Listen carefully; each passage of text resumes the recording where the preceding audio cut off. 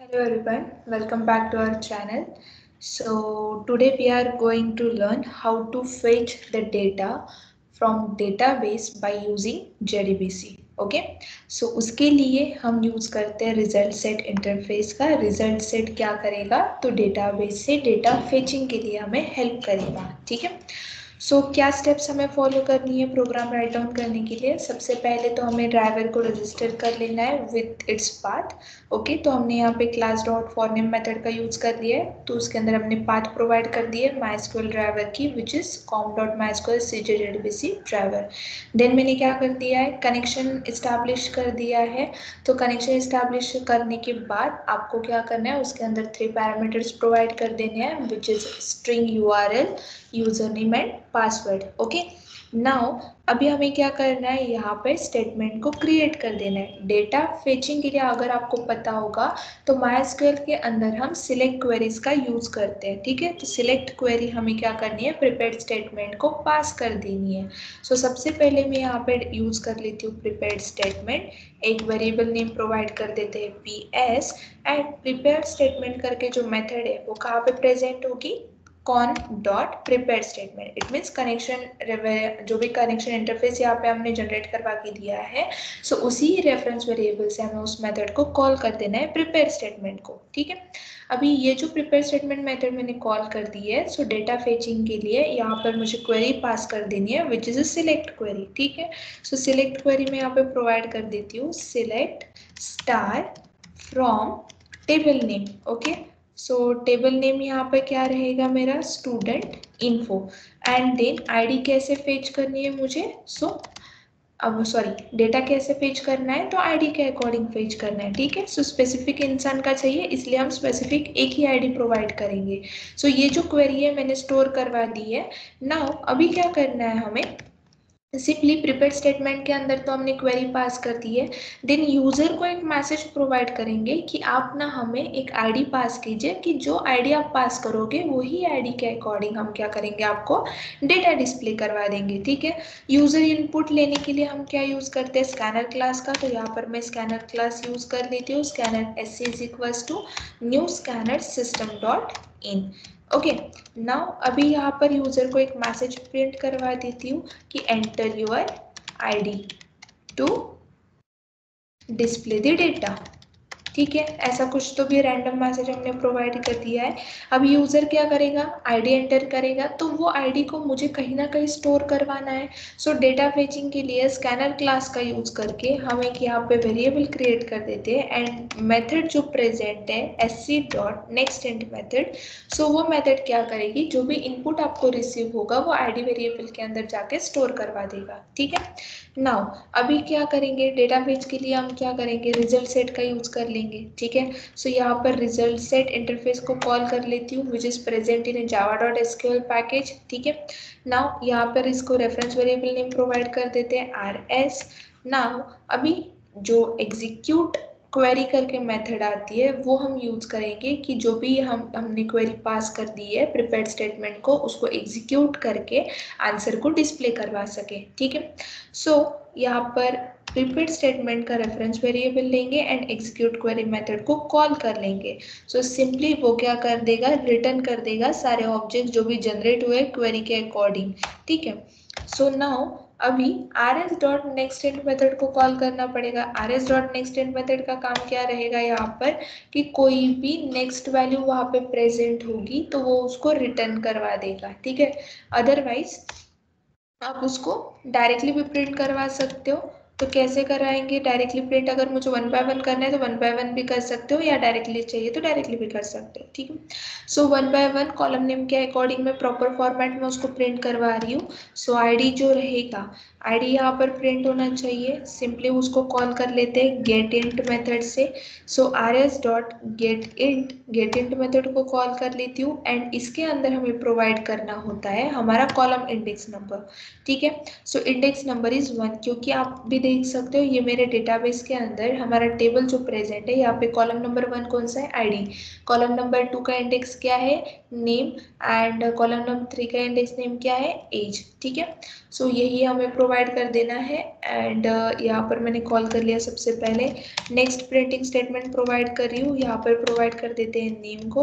Name कैसे call होगा, gate string से, क्योंकि string type of value receive होनी है विच इज इंडेक्स नंबर 2।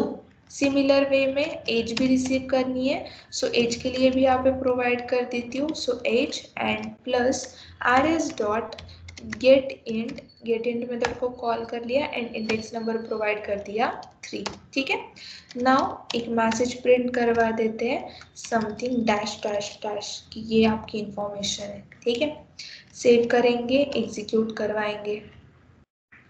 देखो अभी यूजर ने मुझे मैसेज प्रोवाइड कर दिया कि enter your ID to display the data. ID में प्रेजेंट कर रही हूँ 1। ठीक है, 1 प्रेजेंट करने के बाद यहाँ पे आपको एरर यहाँ पे मिल गया है। क्या बोल रहे हैं वो, no value specified for parameter 1। Okay, अभी आपने क्या किया, वहां पर तो क्वेरी पास कर दी है कि select star from student info where ID is equals to 1।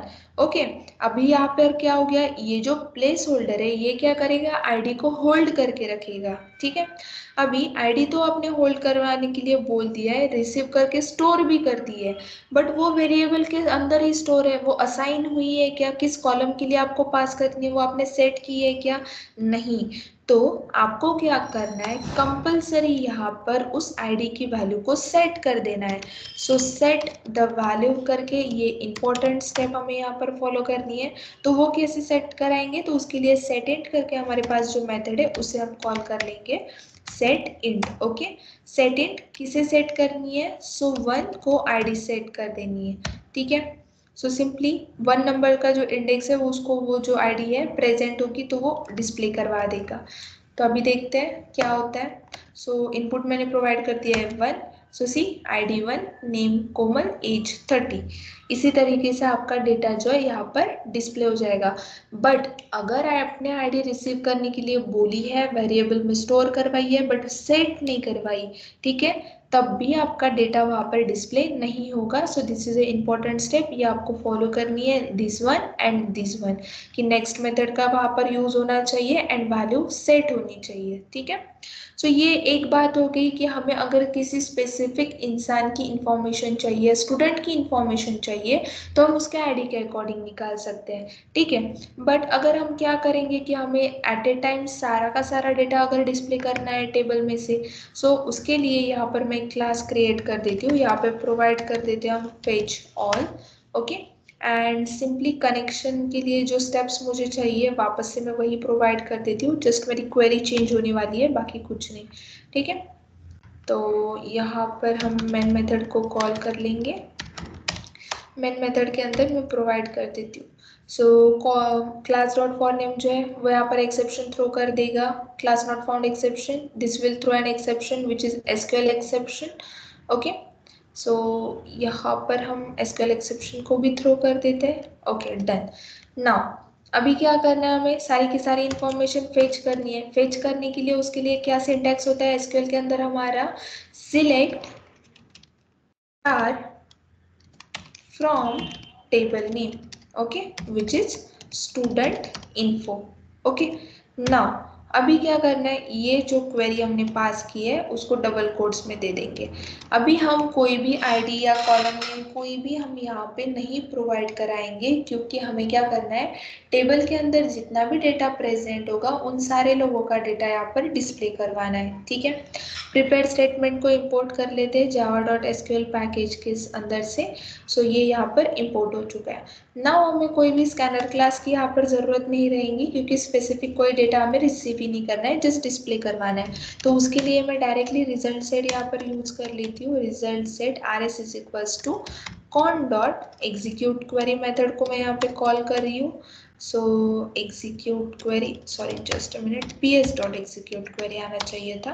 Okay, now rs dot next, ये जो मेथड है ये लूप में क्या अंदर डाल देती हूँ, क्योंकि जितने भी एलिमेंट्स नेक्स्ट एलिमेंट रहेंगे तो वो प्रिंट होते रहने चाहिए। ठीक है, एंड जो प्रिंटिंग स्टेटमेंट हमने यहाँ पे प्रोवाइड किए थे वही प्रिंटिंग स्टेटमेंट में इसके अंदर भी प्रोवाइड कर देती हूँ। So where I think this one, right? Okay, I'll take all these 3 statement and put it here. Simply ये फॉर्मेट मैंने इसको प्रोवाइड कर दिया है, इसे एग्जीक्यूट करा देंगे। उसी आईडी नेम जो कोमल है, एज 30, ये आपको डिस्प्ले हो रहा है, ठीक है। बट मल्टीपल डेटा डिस्प्ले हो रहा है कि नहीं ये कंफर्म करने के लिए आपके पास ना बहुत सारी इंफॉर्मेशन होनी चाहिए, देन वो डेटा डिस्प्ले करवाएगा। तो मैं क्या कर लेती हूँ, प्रिपेयर्ड स्टेटमेंट वाला जो इंसर्ट का सिंटैक्स है ना, वो एक बार वापस से एग्जीक्यूट करा देती हूँ। सो जैसे कि कोई नेक्स्ट इन्फॉर्मेशन जो है वो प्रिंट हो रही है कि नहीं, वो हमें इमिडिएटली पता चल जाएगा, ठीक है। Wait a minute, okay, it's good. And यहाँ पे इंफॉर्मेशन प्रोवाइड कर देती हूँ 20, यहाँ पर 5, एंड नेम रहने देते भाई, कोई बात नहीं। क्या हुआ, ओके, लाइन नंबर 29, ठीक है, इसे कमेंट करना पड़ेगा हमें क्योंकि PS रेफरेंस ऑलरेडी प्रेजेंट है ना, इसीलिए डेटा इंसर्टेड हो चुका है, इसे डिस्प्ले करवा लेते हैं। ओके, सी 1 कोमल 30, 2 कोमल 5।